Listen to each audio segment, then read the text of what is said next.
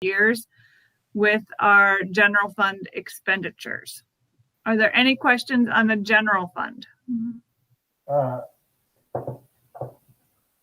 the expenditures, I see we're about $1.1 million over a total from revenue to the blue lines right here, 33.7 to 3.8. Not 0.8, 3 million, 37 million to 38 million. Expenditure on the budget? On the budget, yeah, the expenditures to revenues. Yes. Can we talk more about that with the proposed revised budget later in the meeting? Yep. Yep.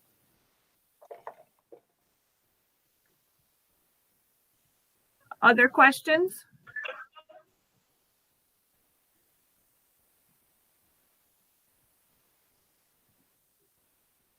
All right, moving down the report here, we have the food service, community ed, and other minor funds. You can see food service revenue here is also tracking with budget at 47.98, 44.14, and 47.45. Same thing, I'm going to go down here with food service expenditures, 48.64, 49.74, and 48.65. Community ed, I'll talk about as well. Revenue, again, is between the 2 years, but we have significantly dropped our revenue budget, expecting losses due to people not wanting to take in-person classes with COVID. Also on the community ed expenditure side, we're tracking with, as we have in prior years, 52.2, 57.02, and 52.57. So the other two, the more major of the minor funds are tracking with budget. The other minor funds there are for your reference. Any other budget questions?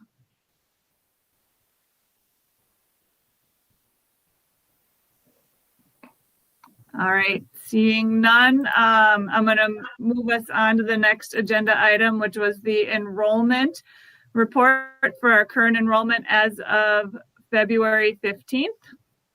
Blow this up a little bit here. Looking at the top numbers here where we're tracking our enrollment, we can see we are down 4 students from last month and about 60 since September. Looking at our revised budget, we are still 13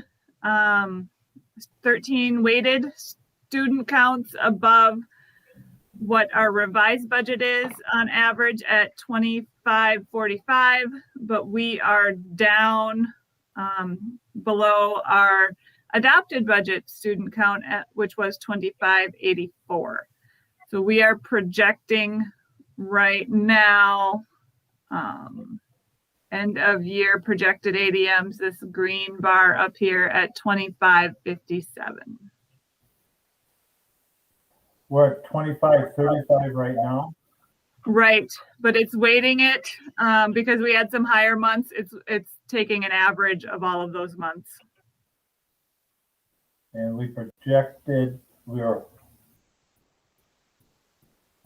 we're hoping to be, we figured 130 less. Wasn't that it? The adopted budget was 130 less. I think the revised takes it to 180 less. Okay. Yeah, that sounds right. Yep.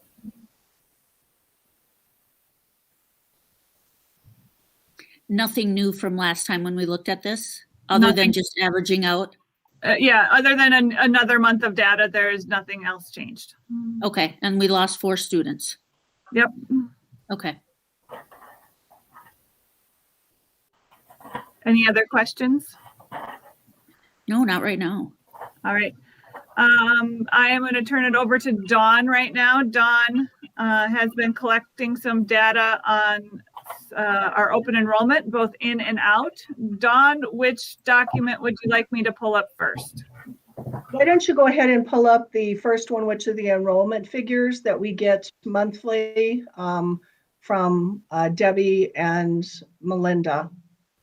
And what this is just going to be an overview. Every month, this is given out to the admin team and really anybody who wants it. What it does is it compares May of the year before and then January of the year before, and then it compares it to the new year. So you can look to see in each grade how many students we've either gained or lost. So it's just a great document to see quickly how we're doing on enrollment. And as you realize, the 1 year, if you have a bubble class, the next year you'll see it in the numbers. And then to the right is just a breakdown of elementary students in addition to our non-public school numbers. If you want to note, I was able to get Red Cottage numbers right there. They don't have to give us those numbers, but I was able to get those. We took some copies there that we distributed through the school district. Right now, they're at about 67 students, pre-K, toddler through grade 5. Now, as you recall, some of the conversation and some things that we've expressed not some concern, but some definite, we need to take a note of this as they become a charter school. They will look at increasing that to grade 8. So we're looking at, and then the revenue will be going with them. So when they move from a private school to a charter school, that is something we'll want to keep a close eye on.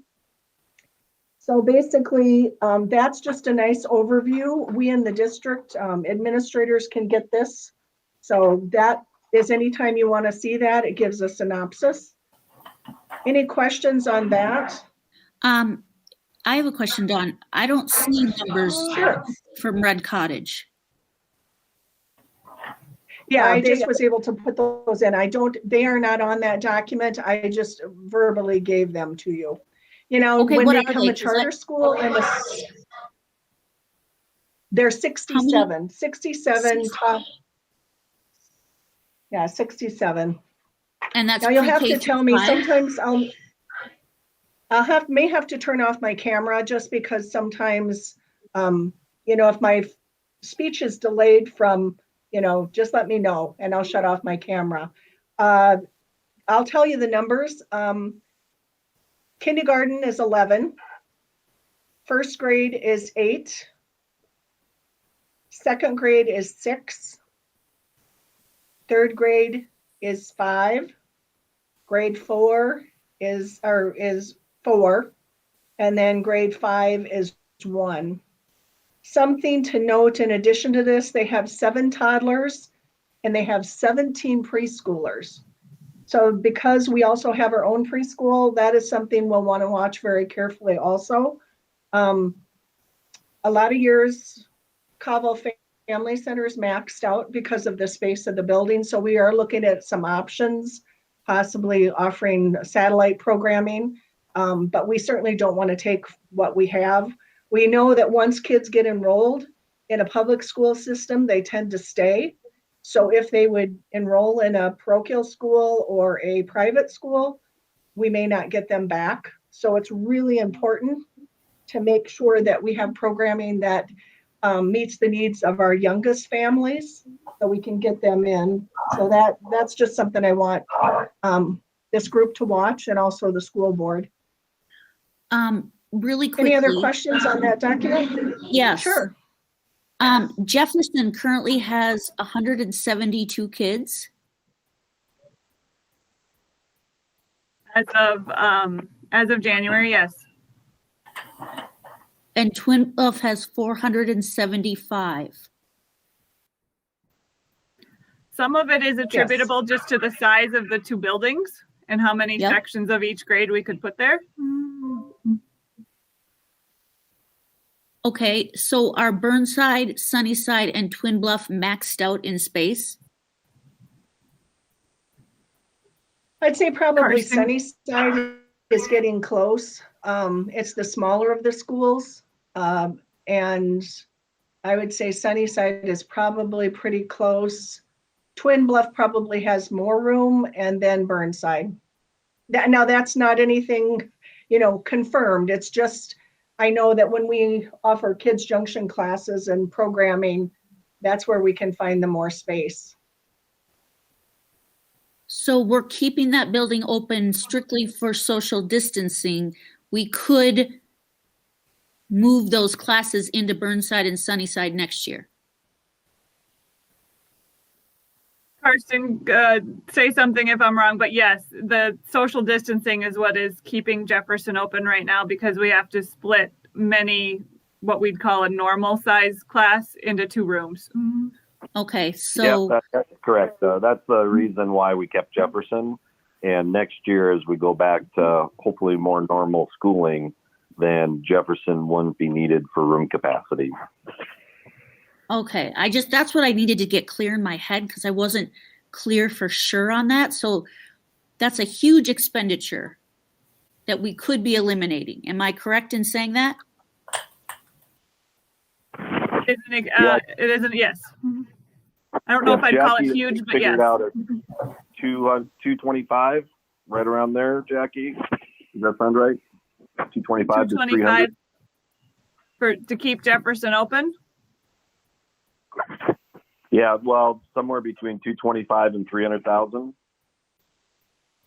I thought it was more. Probably close. I'd have to look at my numbers again. And we can look at those later when we go through the reductions there. Those will be something for our discussion, yeah. Yeah. Really quickly, what was the $1 million that we needed to open it up when we were talking about opening up Jefferson, and it was going to cost us $1 million? What was that? That wasn't only my opening Jefferson. That was for all of this scenario to play out, where we needed the extra teachers, not only in Jefferson, but all throughout the system. And Okay, extra custodians and extra paraprofessional support. that's where my head kept going, like, how is this costing us this much? But that helps. Thank you, Jackie. Is that what you were going to say, Kirsten? Yep, that's right. Okay, so we're looking at 250 to 300,000. In that ballpark, yeah. Okay, good. Okay, you can move on if nobody has questions. Thank you, Dawn. That was super helpful. Sure, no problem.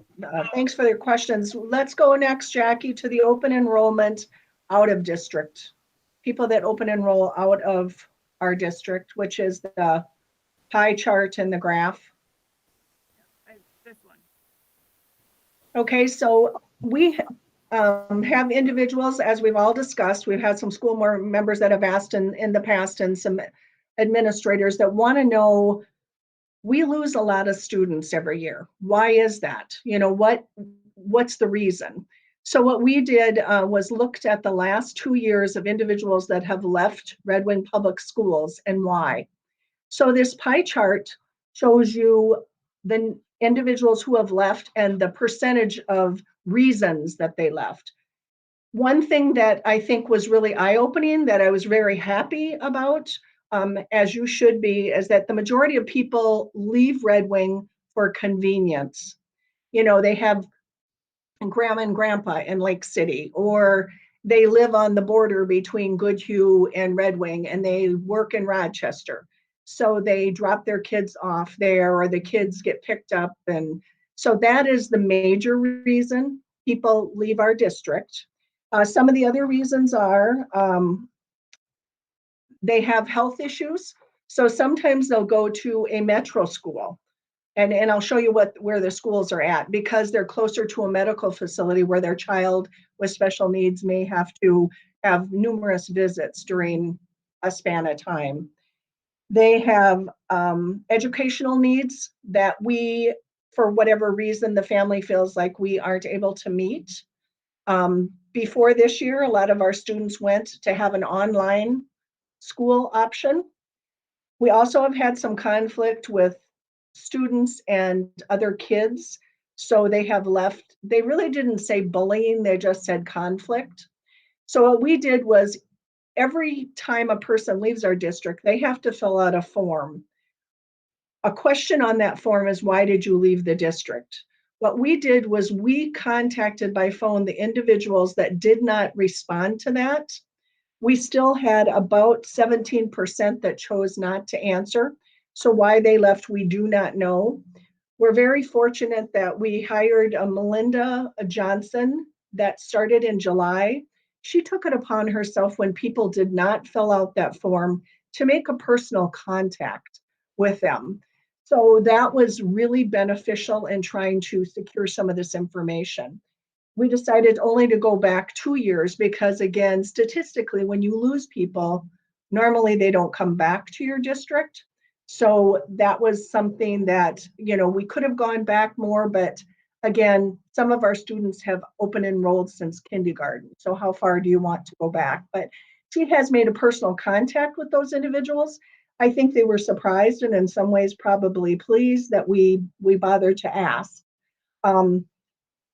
On the bottom of this, Jackie, if you want to scroll up just a little bit, this is a graph of what schools individuals go to. And at the very bottom is a list of the online schools that people have selected to go to. So you can look at, of course, the highest number of individuals that leave our district go to Goodhue. A lot of those families live on the border between Red Wing and Goodhue. Sometimes it's convenience as far as, we have family or relatives that live there. So we drop our kids off for daycare. So again, the highest number of those people are convenience. Hastings, surprisingly, is the next largest number of people that leave our district. I'm sure a lot of people work in the metro. Maybe they like to access metro, benefits or they have activities they want to do in the metro. Cannon Falls and online are our next numbers that are the highest. And then if you look at the bottom, so there's just a smattering of other schools. And then the online schools are listed at the bottom. So we have Falcon View Academy, Insight School, IQ Academy, Minnesota Connections Academy, and Minnesota Virtual Academy. That last one in Houston, Minnesota, that was started many, many, many years ago by community education. So that's been around for a long time, and it has a pretty good reputation still today. So any questions about this? This is just a really good overview of where our kids are going and why. I think it was, again, comforting to know that everybody doesn't leave because we don't offer what they want or they don't like the quality of education. I think there are some of those individuals, but it wasn't the vast majority unless people were not comfortable answering that question, but they seem to be pretty receptive when we called them. So any questions about that?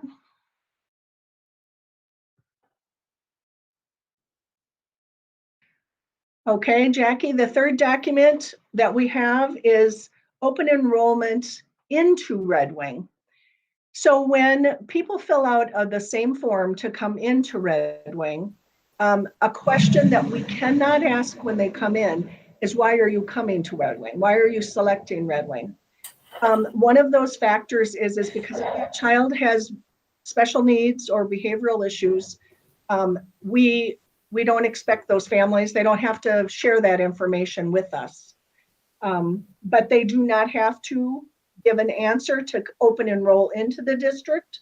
But this graph will show you where those individuals are coming from when they open enroll.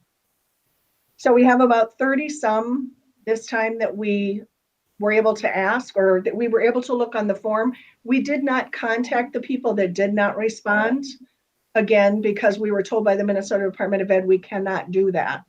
So this is just people that responded, why they choose to come to Red Wing. Had some thoughts about how we can reach out to this group when they come. It would be nice to have a personal contact once they open enroll to our district, just to talk about, what do you like about our school? Are things going well? We're really glad you're here. Some things we can do to make sure those families are comfortable as much as possible within our ability to stay in this district. Some people did move out of the district, but chose to continue to transport their students here. So obviously they have a lot of faith and desire to stay within Red Wing schools. We must be providing the service that they want. So, Really quick, for instance, Goodhue, that's 6 kids total? yes. Okay, Just, So we only have about 30 total, so there wasn't a lot of kids opening enrolling in, but and I don't know how they look at Frontenac. Like Frontenac, you can choose to come to Red Wing or you can choose to go to Lake City. So I don't know if they would be considered open enrolling in either district. Jackie, you may know that, or Karsten. I was not There sure is a about Frontenac. There is a border in Frontenac where either side you're on either the Lake City or the Red Wing side. So if you're in what they call Frontenac Station, that's Red Wing. But if you're in Old Frontenac, that's Lake City. So it depends on kind of what side of that line you're on in Frontenac. So just a couple questions here. Yeah, we had 32 coming into Red Wing and Goodhue's got 43, 44 in that area. So they're getting more for Goodhue from Red Wing. So, I mean, we're still, we're still out of whack to a degree. And year or so, or one of the first 2 years on the finance committee, we were about 100 kids coming in and 300 going out on average, 3 to 1. These numbers are showing much less are coming in, and similar numbers are still going out. So is this all the kids that are open enrolling into Red Wing, only 32? Yes, this was just this, Jackie, you may speak to this. This was just this last year. There may be other kids leaving. 5 years ago, someone may open enrolled into Red Wing. We would not every year reach out to them because they're already enrolled in this district. So, I mean, again, Jackie, you can maybe speak to that a little bit more, how that funding goes. Right. So again, this was just this year. Right. So the families, once they choose to move, only have to fill out the form one time, and then they're good for the educational life or until they make a change for their child. So we only went back over the last couple years of forms, but there may be someone who open enrolled either in or outside of these counts. Sure. I get that you don't have to do it once, but we don't really have an accurate number of people that we know of number wise, how many are rolling in or are actually enrolled in annually in our school, other than ones we just looked that came in this year. We get a report from the Department of Ed every year. I have the last couple of years here. We don't have final numbers yet on 2021 because they haven't released final enrollment numbers, but we have a good idea. So options out would be the kids going out. Options in, we have about 40 kids there. So in 18-19, our net enrollment loss was 161. For 19-20, like I said, these are not final numbers. We were closer to 180 net out. And based on this year's fall Mars submission, we were at 207. And from what I understand, that report comes around April. That's why we had to connect this year. We had to connect with people by phone because that report wasn't available until April. Final numbers. Okay, it's good. It's valuable information. Now we just we gathered it. Now we have to turn it. How do we turn that instead of increasing our net loss from 130 to 207? We got to come up with why that's happening and how we can turn it. So you're right, Jim.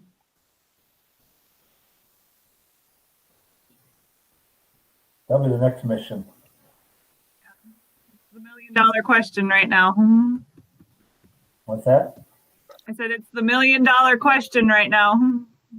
It really is. And there were a lot of people that chose not to answer, and they have that right. They don't have to give us a reason. So we were sensitive to that, and we just left it at that.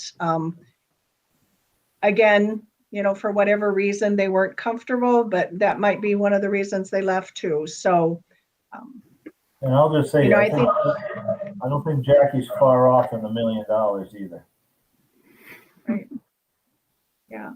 And I think if we could, market our school, maybe we could double that number of kids coming in. So we may not be able to change why kids leave our district, but if we're able to pull together some, PR information about why people should come to our school, I think that, to focus in on the positive.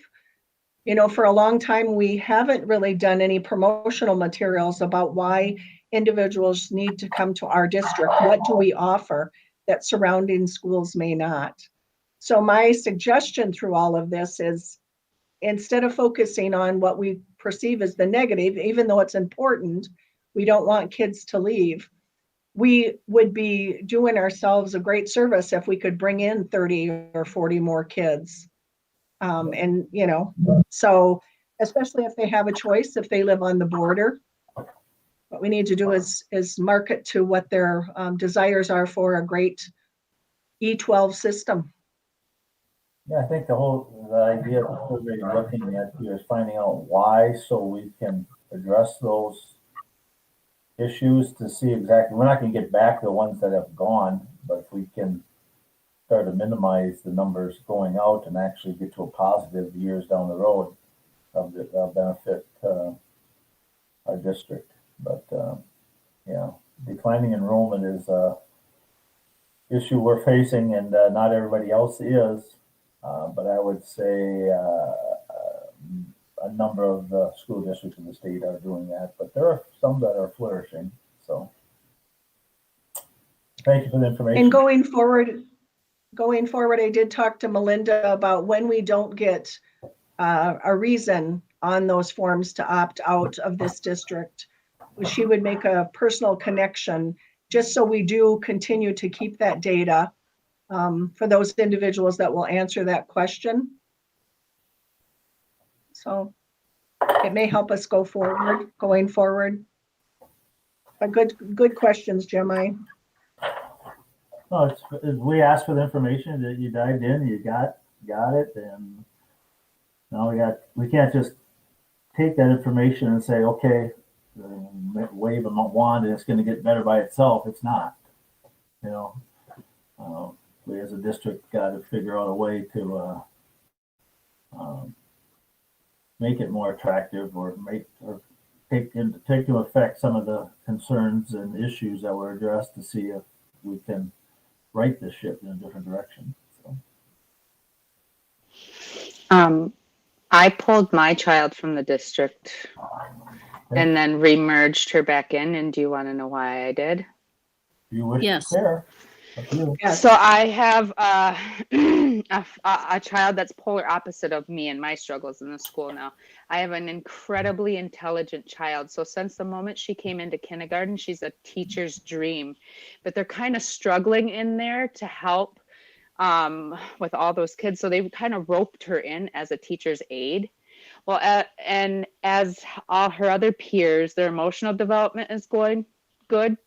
Hers is left behind because her teacher doesn't think that she needs the help like the other students does, because she's highly intelligent and she helps other kids. And so at third grade, she started losing her mental health and it got pretty dangerous. So I pulled her, I brought her to the Montessori because it was a smaller class and it was a different learning style. So it could maybe engage her brain more to do a different style of problem solving. We got her emotions on track. They didn't learn math the same there. So she was really, really nervous. So we were hiring tutors from the district to teach her basic math. So when she remerged with the public district, that she wouldn't be drowning. She's in all honors now. She had no worries remerging. But that was the reason why I pulled my child from the district, just because her emotional development got left behind. See, everybody has different reasons. Like me as a student myself, I struggled differently than she did. So that was just one reason why we came. But we came back. We knew we were coming back because we have a loyalty to Red Wing. We love her. I graduated from Red Wing. Her dad graduated from Red Wing. So we're committed to our community, but I just needed that smaller class size just for a moment and a different learning style so I could teach her how to handle her emotions better. Thanks for sharing that. Yeah, thank you, Nikki, for sharing that. We did get some of the same concerns for the health, some of the health responses. Some were mental health, some were chemical dependency, that they had open enrolled to be closer to a treatment facility. So I think that's very important to look at that also, especially coming out of a pandemic. We may need to connect our kids in different ways as we go forward.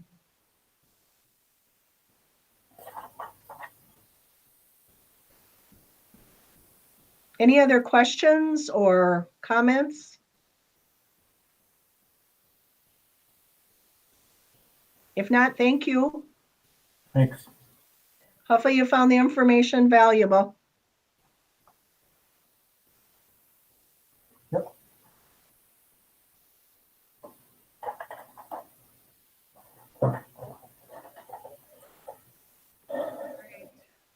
Moving us along is revised budget is the next thing I show on the agenda. So you have the whole document in here. The first page is the budget overview, which does show, as Jim mentioned when we were looking at the budget earlier, it does show that we would take about $1 million out of fund balance. Now, this wouldn't all come out of the unassigned fund. A good chunk of it is coming from long-term facilities maintenance that was decided we would spend down to redo the parking lot and all of the asphalt and paved surfaces at Burnside. So that was $558,000 coming out of there. The remainder is the other majority is in the unassigned fund balance. And this is for the extra online teachers, the extra permanent subs we have hired to get us through this school year. Our grant funding, our first round of COVID grant funding was not enough to cover all of it. We have a second round of COVID grant funding that is currently held up in the state legislature. The spending permission for it was included with the governor's budget back at the end of January. But since the legislature is in session, we need to wait for them to act on it or on at least that part of the governor's budget before MDE can give us allocations and spending authority. I listened to a webinar that MSBA had last week with the head of the person at MDE who is heading up these grant funds, and that she is thinking the legislature will act somewhere around March 1st. So we may have allocations sometime that second week of March if that timeline holds true. So any questions there?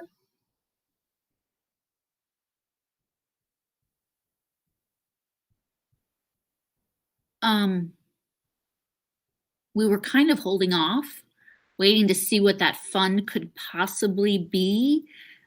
Do you have any conjecture, Jackie? Anybody talking in the financial world about what it could be? Like, are you guys texting each other? Hey, I bet we're getting 85 million or. Well, the allocations to the states were 4.2 times what we got in the first round. So if that holds to be true, I mean, we could be looking at 1.4 to 1.5 million, which will be enough to cover this balance here for this year and hopefully have some remaining funds for next school year to help us not cut so deep. But again, that is just preliminary allocations.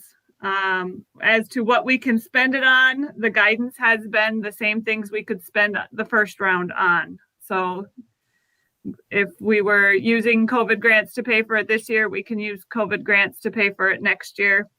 But also there are some earmarked dollars coming in this next round that are earmarked specifically for summer school. So we'll have to see how that plays out, how much of our dollars are going to be earmarked for summer school and how much we can use for the regular school year. There are no parameters on summer school, correct? Just that we would have to be offering something to families. It has to be in person. Okay. Mhm. So what's the But other project- than that, no, there are no parameters around it. so what's the projection of the end of the year? Is it 1,090,000? Yeah, to deficit spend, 558,000 of that being the Burnside parking lot. Cool. So that would leave us with about 460,000 to be funded by the second round of COVID grants. So 542,000 is what we have to come up with or shave off between now and June 30th. 559 from 1,090 is 540, 542. Yep. Could you explain that to me a little bit more so I understand what you're saying? Because I wasn't part of that decision originally, but I did probably vote on it. If we wanted to balance the budget and not use any of our fund balance, that would be what we would have to reduce by the end of the year. Got it. That makes sense. And we can't. Much of this is tied up in contracts, but there are some smaller things we could do. Such as? We could do a supply budget freeze. It's not going to make a big impact, but it would make some impact. Okay. All right. Thank you. Mhm.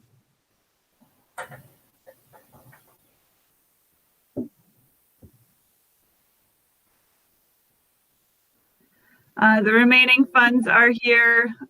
We talked about this a little bit last month. The food service fund is looking to add about $72,000 to their budget, bringing them to about 322.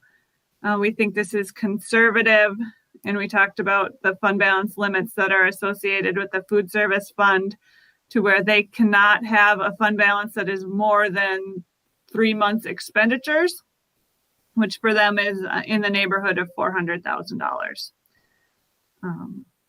So we're looking at that there, looking at that carefully as we plan for next year.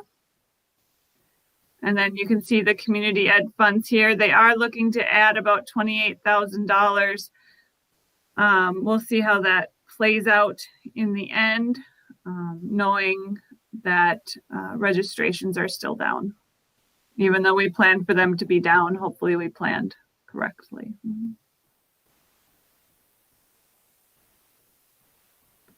Other funds here are construction, where we are still spending down the 2016 building referendum funds. Last meeting, we did approve that Sunnyside wall repair. That'll come out of these funds. And then we'll keep going with finishing up those projects that were on the list for 2016. And then our debt service fund, custodial funds, clinic, and trust funds.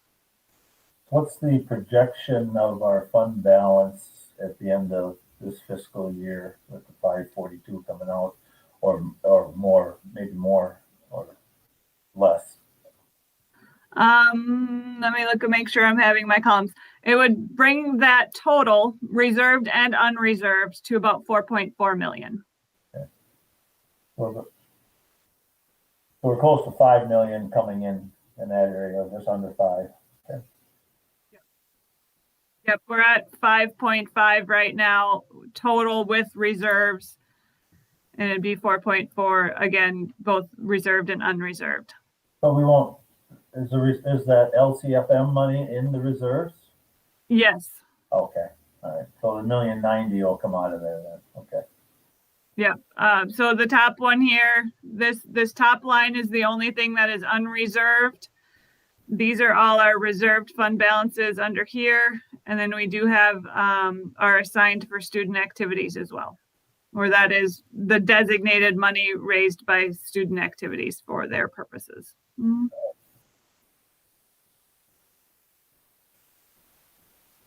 Jim, what did you call it? The CFL?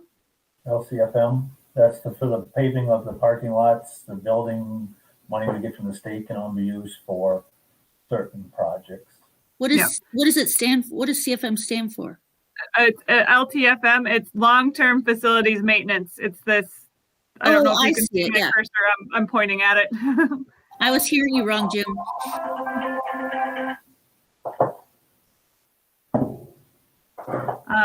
So that is the summary of the document that is behind it. Each page then takes a fund. We start out with revenue. We take the revenue for the general fund, shows you what we actually received last year, audited numbers, what our adopted budget was, revised budget proposed, and then what the differences are. And then some comments down here onto why the big changes. Mhm. So for general fund revenue, we adjusted we have a large variance here in state aid. We took the enrollment down 40 pupil units, which will account for the large dip in state aid.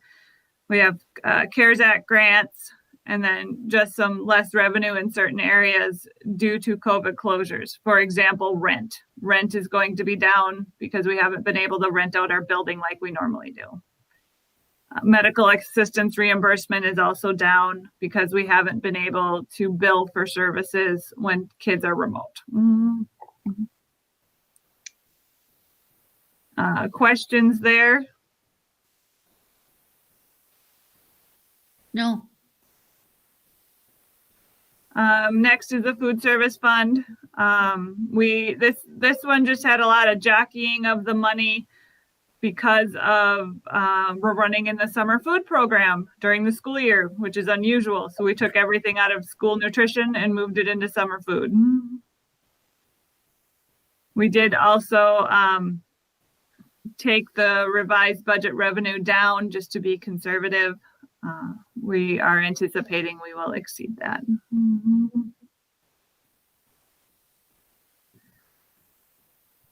Community Ed Fund, we held pretty steady. We did get some additional state grants and federal grants that we brought in, or updated allocations than that we had last spring. But you can also see we've adjusted things down like rent and admissions and fees from patrons because of our class sizes are down, and we haven't been able to rent out things like fields and pools due to COVID.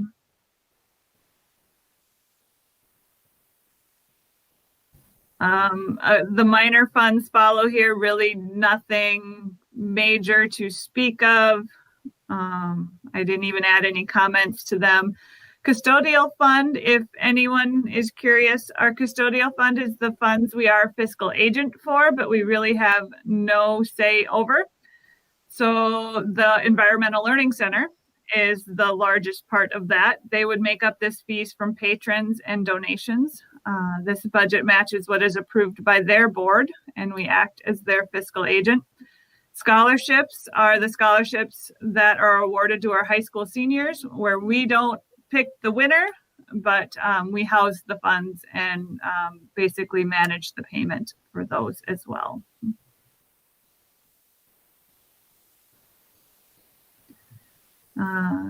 Clinic there. OPEB Trust. We're having a good year in our OPEB Trust. I bumped up the interest earnings by $1 million because it is almost what we have received to date. We will probably, I want to say April, we'll have our trust advisors come in and give a presentation to the committee. That's a good thing. Yeah, it's a good thing. Good job. I have nothing to do with it. I'll take credit. How's that? I've been Well, I was just going to say, if it I'll was take not a good thing, I would have said, no fault of anyone, right? Take all the credit in the world, but no blame. How's that? That's the way life Right. is. Take it, Jackie. Take all the credit you can. Take it. So then we have our total revenues here, just a summary of the pages before. And then we go into, again, expenditures by fund. The general fund, we also break it out by program area. So you can see the changes there. Again, you'll see our heavy changes again are in the instructional area. This instructional would include both our regular instruction, special ed instruction, and career and technical instruction. And then the comments down here, all of the things that have been added. We are, I understand, up to 9 and moving up to a few more as we head towards fourth quarter here in online only teachers. And then we are also we're still working on adding at least 1 or 2 permanent substitutes to address when we have to have staff quarantined. Any questions there? Can you put on that bottom line how many subs we have? Permanent subs we have? Yes, I can look that up. Yeah, because it says increase the number, but I want to know what the original number was. Please. Yes, ma'am.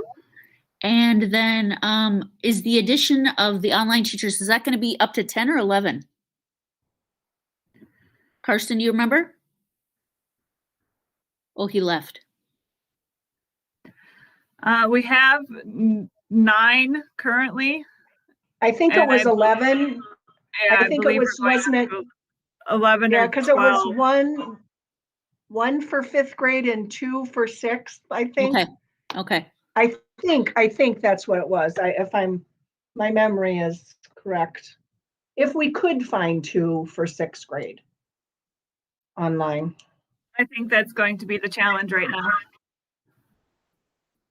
Just how late we are in the school year. Any other questions, I should say, before we move on from the general fund?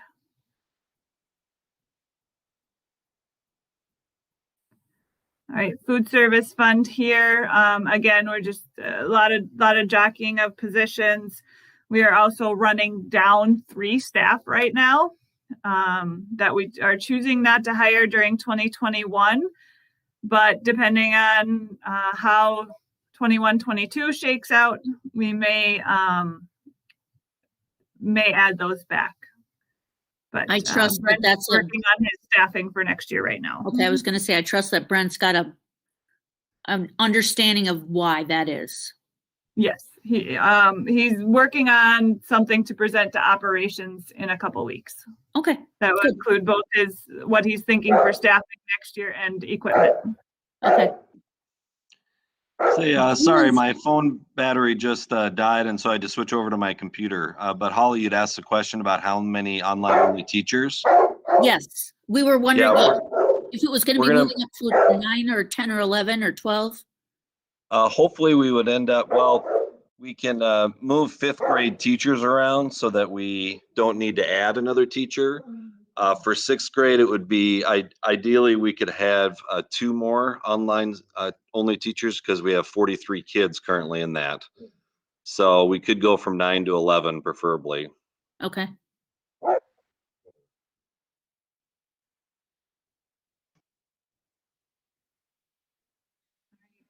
Community ed, we have a couple of staff reductions here due to furlough and expecting to continue until that class enrollment improves. And then again, we just have the remainder of the minor funds and changes to update those as needed. Get you back here to the summary page for expenditures. There's total operating and non-operating expenditures and their changes. The final pages of this document compare just straight revenues and expenditures, both operating. So when we call what we say operating, is general fund, food service, and community ed, our 3 major funds. And then general fund only here, and you'll see that 1,090 out of fund balance, which is 518,000 greater than the adopted budget. Greater meaning more. More. Yep. So we won More in the hole. over losing. Yes. Parentheses means bad. Negative. Yes. Okay.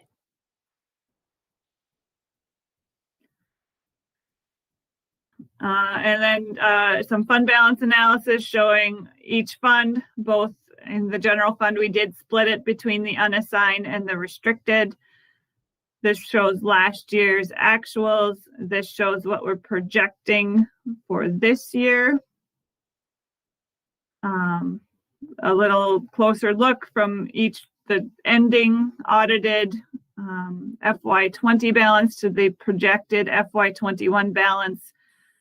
The differences by fund balance, and then a little breakout of those expenditures.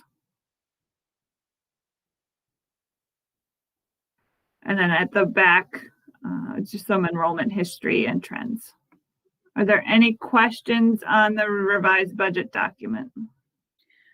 When we go to make the motion to approve the revised budget document, we're just approving just what you showed us. There's nothing else that goes along with it. Correct. Correct. Okay. So I feel like we're ready to make that motion to approve it at the March 8th meeting, because we don't have the figures yet for the COVID Relief CARES Act. Correct. Am I correct in assuming that? That this document won't change between now and March 8th. Okay. And All right. that we don't have those COVID numbers. Carson or Yes. Jim and Nikki, you guys, are you good with that? Yes. Guys, I mean, we're not really having school going until, what is it, 22nd and 4th or whatever, so numbers won't change much. But just understand if our enrollment keeps going down, our general aid will go down too. So now we have to do another revision if it's possible. So you think we should wait, Jim? No, that's fine. Okay. I just wanted, okay. I get what you're saying though, yeah. Yeah, if we have a significant change, we would want to do a second revision. Okay. All right. All right. Sorry, I was taking notes. No, you're good. We have Um, about 3 minutes left for a full hour, but if the team is okay or the committee's okay with just going maybe about 10 minutes over that, so we can get to the last two items? Or is there one more? Is there 3 items left? I can't see the agenda from my angle. 1, 2, I have 3 items left. Okay. All right, let's push through them. All right, I think I'm gonna have to go into a different file. I didn't save it in this file, but so last meeting we looked at different scenarios for budget reductions. Do you want me to revisit those scenarios, or are we okay there? Jim and I heard them. Nikki, do you want her to go over those? Sure. Okay. All right, so I opened up, let me change my folder. So we did, I did 3 assumptions, which would take this revised budget and project it out into future years to see kind of where we are where we're going if we stay on this trend. So the first scenario would be we do nothing. Can see our beginning fund balance equity here would be about for the 4.4 million. And by projected year 1, we're down to 465,000. Not where we want to be, of course. So we would probably need to make some reductions, and you can see by 2023, we're looking pretty negative with our fund balance equity. So I ran a couple of other scenarios. first scenario would be $1 million worth of reductions. I'm gonna pull that one up here. So 1 million, just to give you a picture of what $1 million looks like, that's what we added to get through COVID this year that we funded all with grants. So if we didn't have grant funding, we would probably reduce those things going into next year. So again, here we are with beginning fund balance equity of about 4.4 million. By year one there, you can see we're down to about 1.5 million. But as we keep going through the years, our fund balance keeps going down because we haven't right-sized to our declining enrollment. So the next scenario I ran for options is 2.2 million. 2.2 million, and of course this one's upside down, is what we would need to get back on track with the 2018 operating referendum promises. So this would get us back on track to what we projected those fund balances to be. Again, starting at 4.4, next year we'd be at about 2.8 and going down from there, but we're on a referendum curve. When you start seeing these big numbers here in 24, 25, 26, that's because that operating referendum fell off. So we're going to have to do a renewal in one of these years here. Say more about the renewal. So our operating referendum we did in 2018 was a 5-year. So it was for 19, 20, 21, 22, 23. So it will fall off for the 24-25 school year. So when you say renewal, we're going to have to go back to the community and ask for a referendum. Ask for at least a renewal of the current referendum. Yep. And that means if we go with this 2.2 million cut option. Right. Okay. Well, we would either way. Any of these scenarios, we're still going to have to go back to the public before the 2024 tax year. Regardless of regardless of scenario. That's so depressing. Okay, keep going. Sorry to interrupt. Okay. So that would get us back on track. There may be right-sizing reductions we need to make in 23 and 24, but it gets us back on track for the end of 22. Other options I threw out there would be, just throwing out round numbers, would be $3 million and $4 million of reductions in this fiscal year. Next year, it would make us, we would have a fund balance of about 3.8 million, and 2023 would have 300,000 left, and then we're negative again by 2024.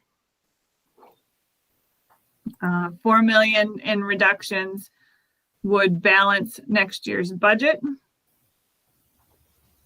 So we would be, I mean, we would gain $500,000, but then again, we'd start falling off as our revenue fell because of declining enrollment, because our expenses are outpacing our revenue. The majority of our aid comes from the state of Minnesota.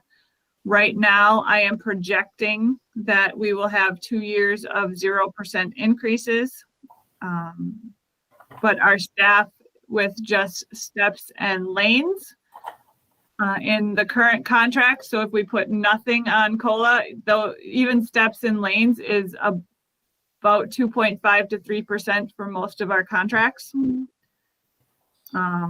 So we're outpacing our revenues, which is why we go down, and we go down quickly when we have 0% on state aid. Okay. My recommendation last time was the 2.2 million, because it gets us back on track with our referendum plan.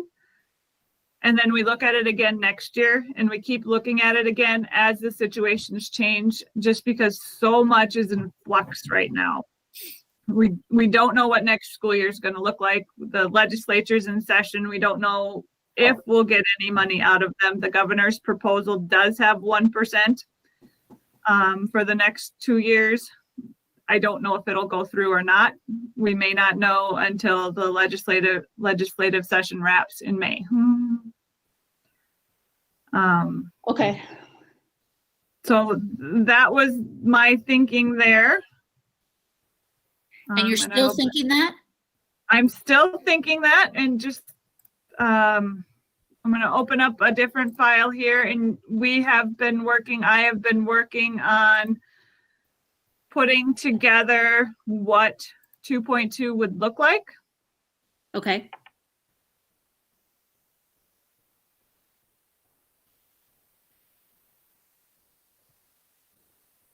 Why isn't it pulling up what I wanted?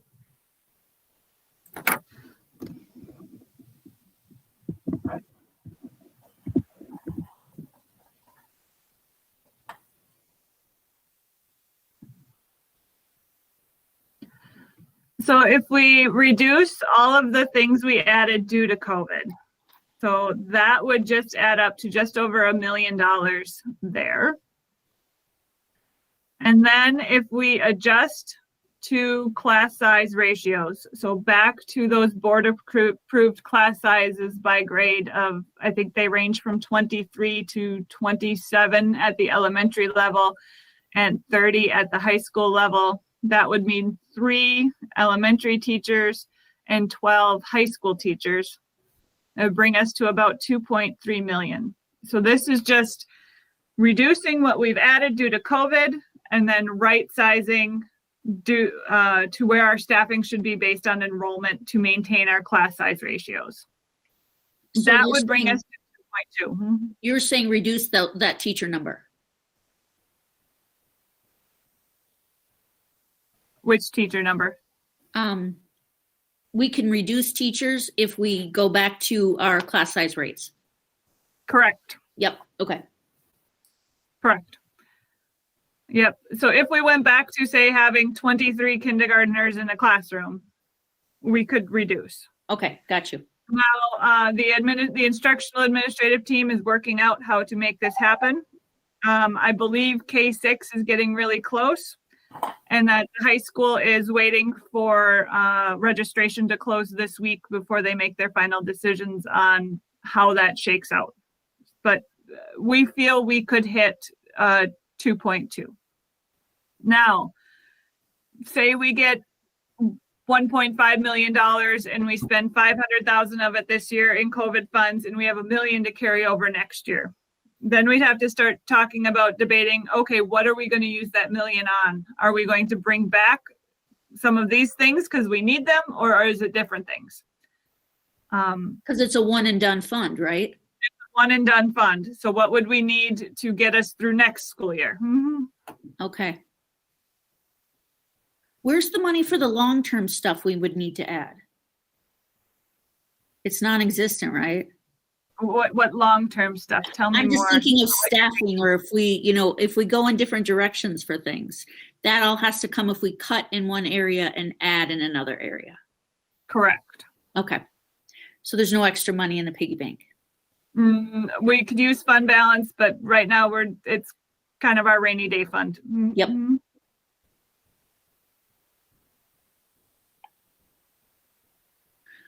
How does Jim and Nikki, how do you feel about the 2.2 reduction, or the 2.2 reduction and the recommendation? I would say I'm gonna push for the 3 million, because if you just go for 2.2, you'll struggle to get to 2.2, and we're still gonna have to cut again. So if you shoot a target of a closer to 3 million, it gives you some safeguards. Some things we haven't even looked at that I think we need to have as a board discuss too, that could be added to this list of reductions. So I think it's a full board discussion at a workshop, but I'll be honest. If you have less revenue, you got to cut your expenses. You can't just, I'm not going to I don't, at my own personal life, I don't take money out of my savings to go have a good time. I use it for something I need or build it up and buy something with it and then build it back up again. So I view our fund balance similar to that. We can't spend it all down, and then when something really happens, we don't have it. And that gets people in trouble that way, organization. So I'm Would more you than consider willing to yourself- look at the 3 million and then have a good board discussion on other ideas. I mean, I'm going to throw one out there. I know it's not going to make some people happy on this call, but we need to look at our contracted services. What do we have? We're cutting 15 teachers, but we're not cutting any contracted staff. We're contractors there. So that's something I want to have a board discussion on. I could be in the minority, and that's very, very possible, but I think you need to look at how you do everything. Everything's got to be on the table. And this is a great start of ideas and reductions. That's very good, but I think we can add to it or tweak it. And we're over the 2.2, but after a while, we got to have this instead. And next thing you know, we're going to be even farther, put ourselves farther in debt for the future boards next time the referendum comes up. And then we go right back to what we discussed earlier in the meeting with Dawn and Jackie was our enrollment. You saw it. It's just declining, and if we put the brakes on that and get that turned around, we're going to see less and less revenue coming in. So for less and less revenue, you got to cut expenses too. So. Nikki? I'm taking things in right now, and numbers are not my thing. And at this point, it's kind of like my job to see I work with grants. So I'm going to be more focused on what grants can we apply for, who's our grant writer, what are we doing? And also like community engagement. I'm really good at like trying to get volunteer work to get the things that we need to get things off the ground, to get established. That's essentially like my job too. So I don't know if I feel comfortable speaking about, because this is like essentially my first meeting. Yep.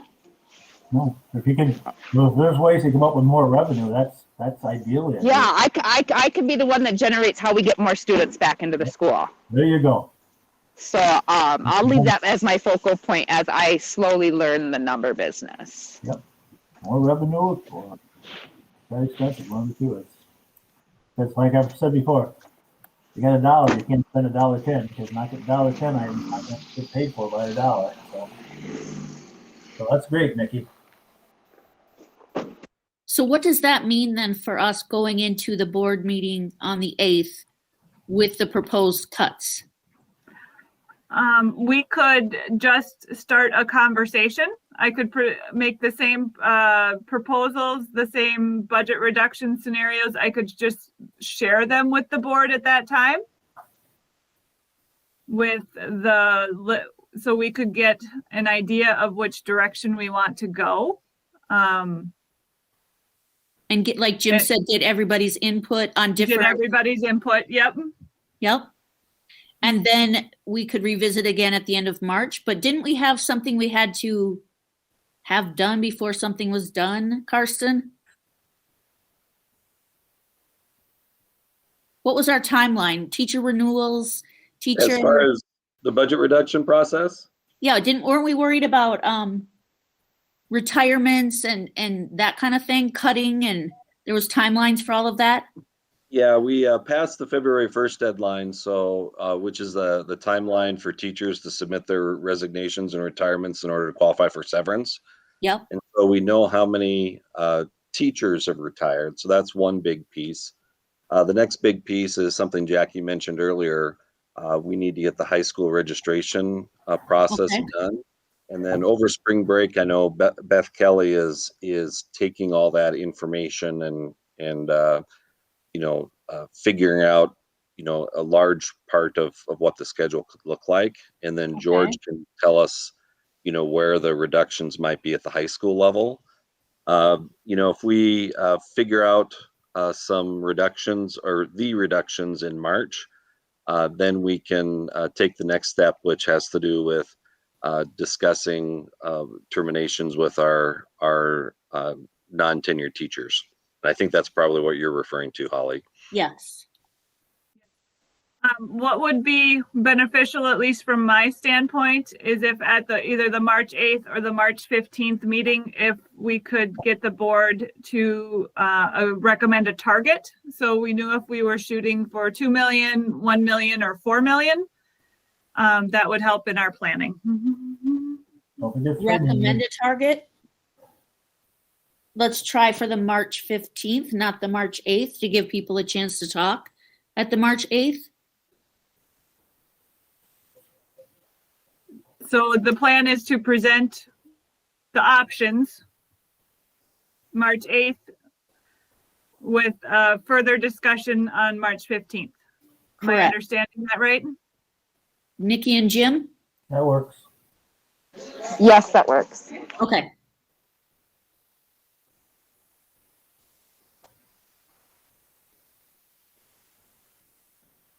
All right. And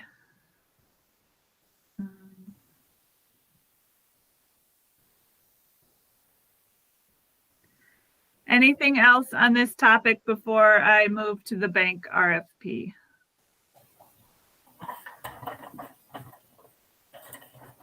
Not for me. Nope, go on. All right. So, back to the right meeting. I sent out a bank RFP on January 28th.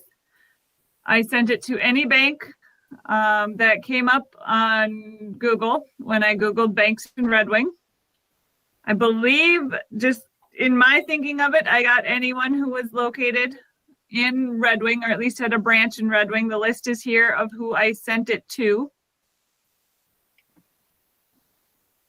I'm going to shrink this down just a little bit. Up at the top here, I have what our current agreement with First Farmers and Merchants is.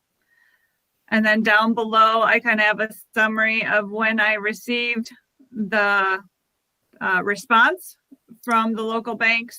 If there is nothing in their line here, I did not receive a response from them by the deadline.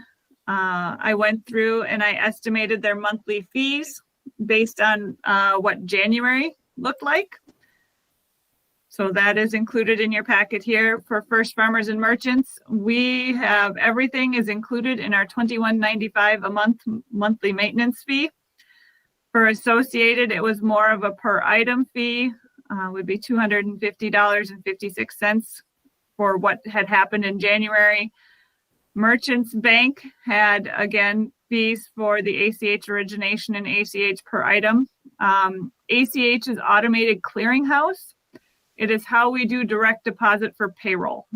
And it's how most entities do direct deposit for payroll. If you're not familiar with that, both Merchants and CCF use what's called an earnings credit offset, which means instead of paying interest on our account, we are expected to maintain a minimum balance to offset any fees for our accounts. So for Merchants, at their earnings credit offset, we still have a fee of about $145.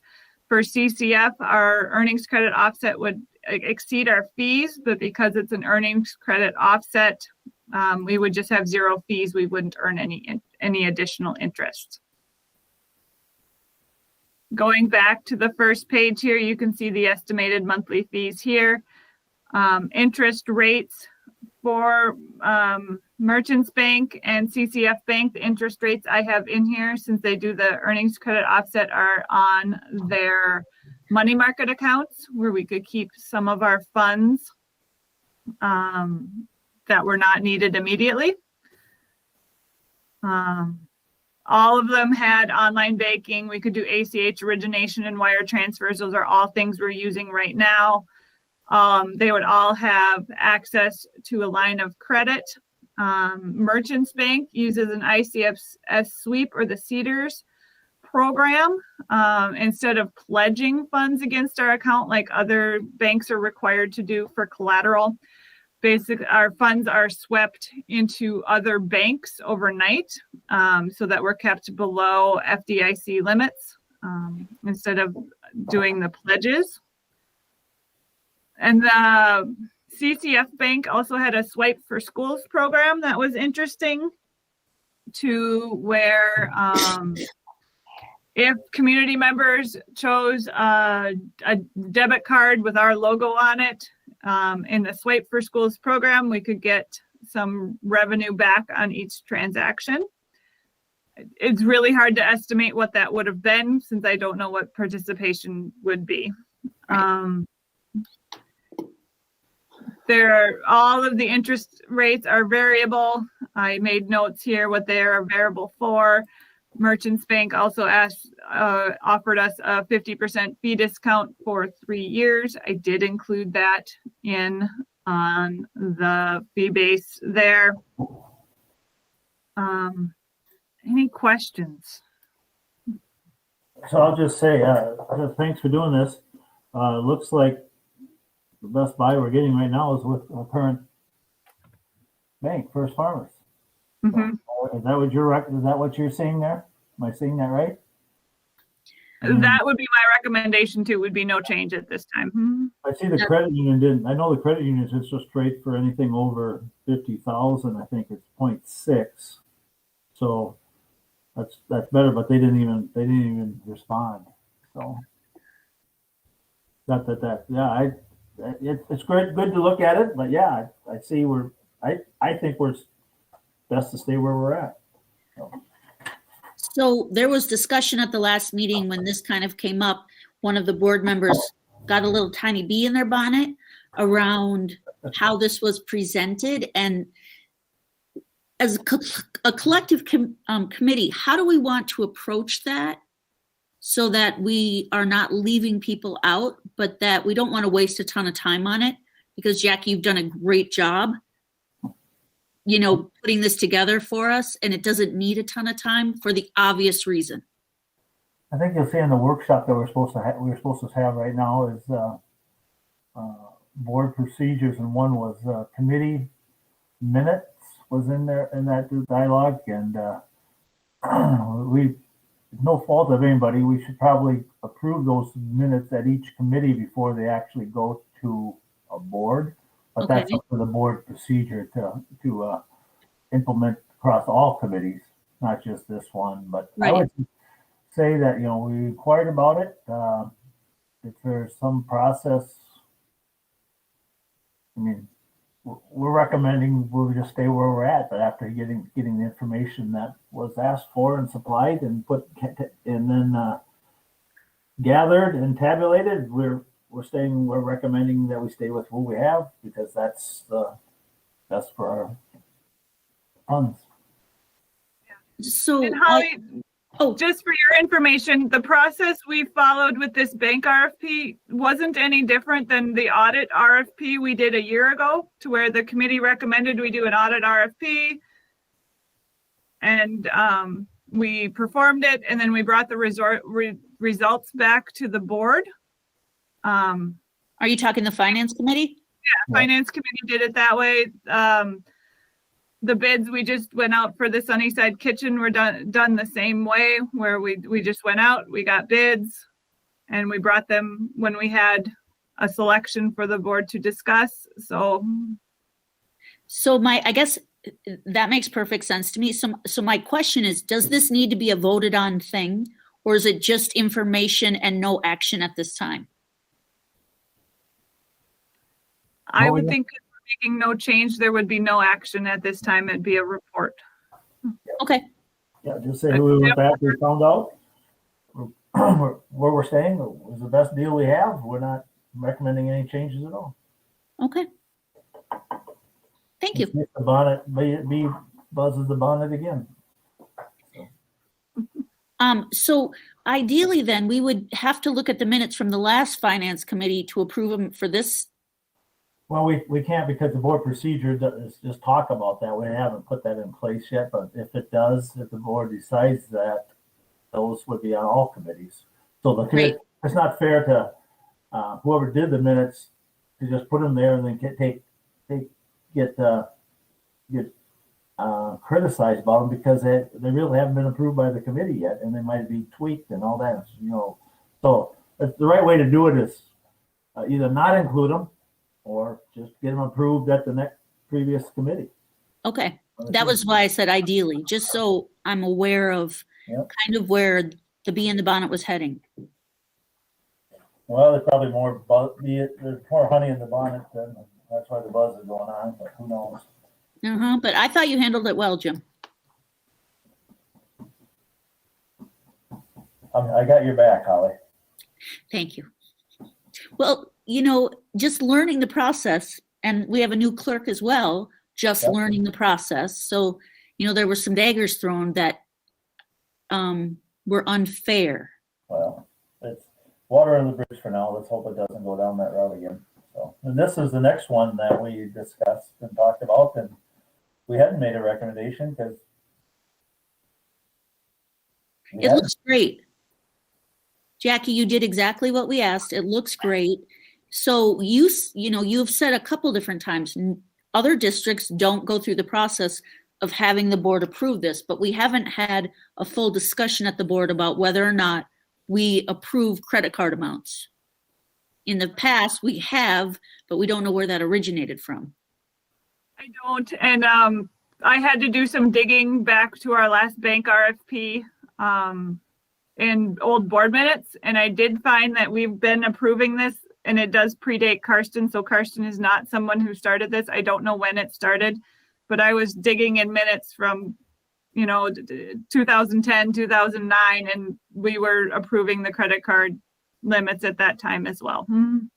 Okay, so what does the recommendation say? It says stop sharing. I can't read it underneath. Oh, this is just, it says I move to approve the list of credit card holders as presented. I just took the document that we typically approve in January and edited the numbers. Okay.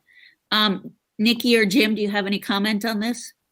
I'm just thinking, how can we word it? Our recommendation is to approve this corporate card holders kept in place until further discussion by boards down the road. We don't think it should be an annual thing. And to be reviewed biannually or every Reviewed 5 by the years? Finance committee, and any recommended change will be brought back annually or something like that. Yeah. Something that gives us some years off. Well, And there was some talk about not including names, just position. So there will be more chatter around just including position and not including names. Ideally, I like the names on there because that's the credit card that the person has their name on it. There's no I got no problem with guessing. that. I got no problem with that. Okay, So we'll leave the names on for the background information. yeah. We'll put And that in. the anytime recommendation. could ask to bring it back to the table. They could ask again to bring it back.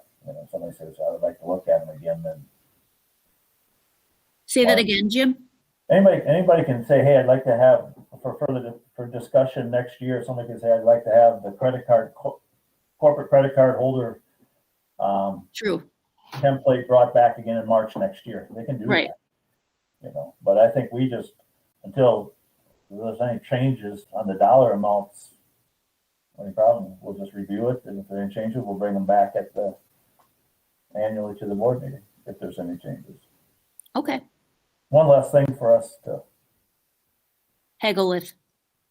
It's good to know. Nikki, did you have any comment? I heard No. somebody got the second shot. Okay.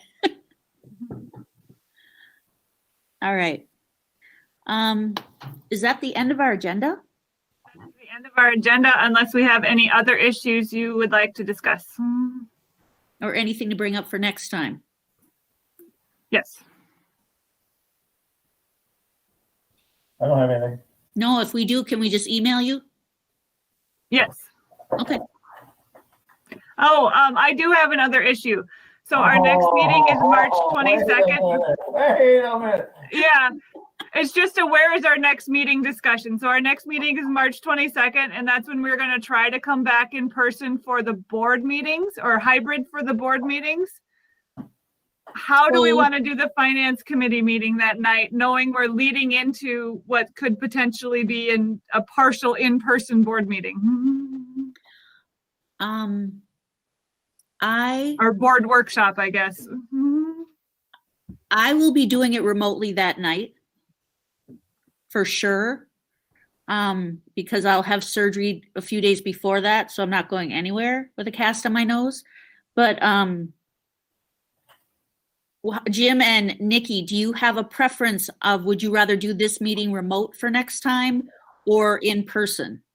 Nikki, I thought you said you wanted to do everything remote till the end of the school year at least.